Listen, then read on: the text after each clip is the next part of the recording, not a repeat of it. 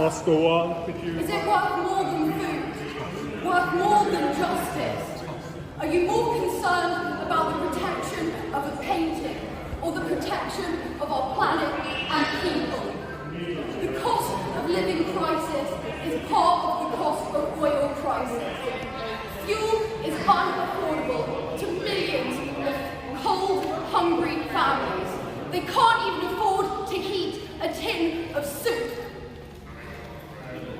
Meanwhile, crops are So a couple of climate activists have thrown a can of soup at one of Van Gogh's most famous paintings. And a lot of people are understandably criticizing this tactic that climate activists are apparently using of gluing themselves to famous works of art. But I think the takeaway should be something a little bit different here. Because look at how young these people look. I mean, seriously, these people look like they could be teenagers. And they are obviously deeply upset about climate change. And so, while we can obviously have a conversation about what tactics are the best to actually do something to stop climate change and what are the best types of protests to have, the reality is the painting is safe. As it turns out, it was behind glass, they can just wipe the soup off, it's not the end of the world for the painting, and these two people are being arrested, and that really is at the heart of it. Because people are willing to risk arrest because they are so upset about the reality that is climate change, which really should be the heart of the conversation. Why are there young people who are so willing to lash out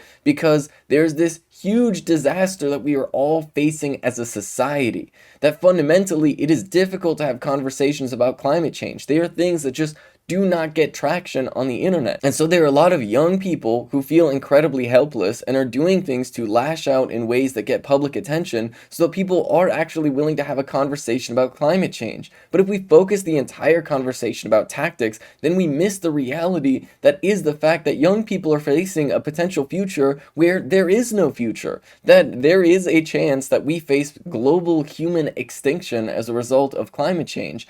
And if that happens, then nobody gets to enjoy any works of art. And while we may be scared about the idea of potentially losing priceless works of art, what is more priceless than human life on Earth? And that a lot of young people today are actively choosing not to have children out of the fear of complete climate catastrophe that we are facing. And what could possibly be more precious than that? So I think rather than having a discussion about something that obviously these kids are going to be arrested for, we should be maybe willing to engage with a conversation about why people are willing to risk arrest like this in the first place. What has people so upset? And it is really the fact that we are not taking climate change seriously. That fundamentally we are not doing enough. That all of the proposals from major Western countries to actually tackle climate change are fundamentally insufficient to actually prevent global human catastrophe. And that if we want to survive as a species, we need to take radical steps to decarbonize our entire system. And fundamentally, we are not doing that. So while a lot of people want to focus on the specific tactics and questioning the tactics, I think we should focus less on the tactics of what appear to be literal teenagers who are clearly in a panic about a much bigger issue that we are facing as a society. And that we should take this as an opportunity to have a conversation about what we should do to actually decarbonize our economy. And that means more than individual action to reduce your carbon footprint. That means real structural change so that people are not allowed to profit off the destruction of our planet.